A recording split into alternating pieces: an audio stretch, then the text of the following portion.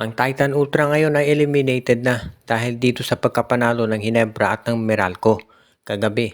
So ibig sabihin nito magkakaroon na ng major movements ang koponan na ito. So, sa mga players na pupwede na sabihin na nating matrade o matanggal dito sa kanilang roster ay of course alam natin na very much in demand si Calvin Abueva at si Joshua Monson pati na si Kane Flores. Pero maski na yung draft pick nitong Titan Ultra, isa rin yan sa inaabangan ng napakarami ngayon, kabilang na ang SMB. Siyempre, kung ikaw ang San Miguel, yung draft pick nitong Titan Ultra ang malamang aabangan mo. Kasi given na nasa Hinebra yung draft pick ng Terra Firma. So sa ngayon na San Miguel naman yung draft pick nitong Titan Ultra ang kanilang gustong makuha. Pero kung sakasakali na ito namang si Calvin Abueva ay maging available o si Joshua Monson, pwede rin yan. Or most likely itong si Kate Flores. Ibig sabihin marami talagang pinagpipilian ngayon itong San Miguel Beer. At masisiguro natin na isa yan dito sa mga aabangan talaga itong si Coach Leo Austria.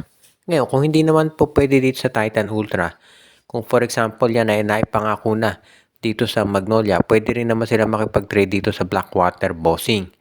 Dahil itong Blackwater Bossing, isa pa yung team na gusto rin na magkaroon ng revamp.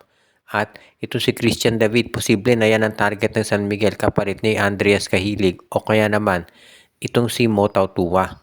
Parehas lang ng height si David at si Tautuma at yan ang dahilan kung ba't nababagay ito dito sa San Miguel. Kaya nga isa yan dito sa mga posible na gawin. Kahit na nasa MVP camp itong Blackwater, makikipag-trade naman yan sa San Miguel.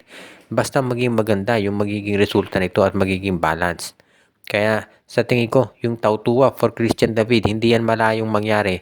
Lalo na at parehong teams ay gustong magpalakas. Itong San Miguel gustong makatalo na championship, pati itong Blackwater gustong maka-quarters. Samantala naman, itong Terra Firma Jeep ay eliminated na as usual at marami nagtatanong kung kailan pa talaga to mabebenta na. Doon sa mga teams na pupwede or rather sa mga companies na pupwedeng bumili dito sa Terra Firma, sa tingin ko lang ay itong kumpanya ng Chooks to Go o kaya yung Wilcon Depot. Ang mga nabanggit na kumpanya ay meron ng experience pagdating dito sa paglalaro sa 3-on-3 basketball. At maski na sa iba pang international league, so hindi na ako magtataka kung talagang susubukan nila na sumali sa PBA.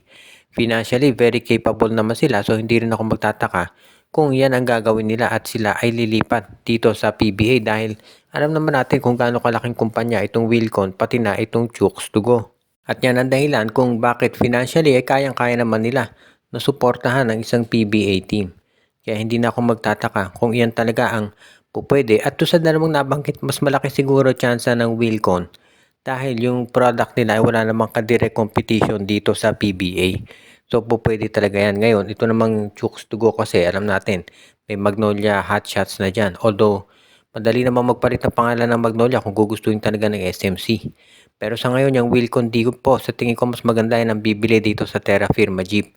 Pero alam natin na meron ng mga interested dati itong Valientes at itong Star Horse Shipping. Pero dahil nga doon sa finances ay, o rather doon sa mga requirements ay hindi nila na-meet, hindi natuloy yung pagbili dyan ng PBA.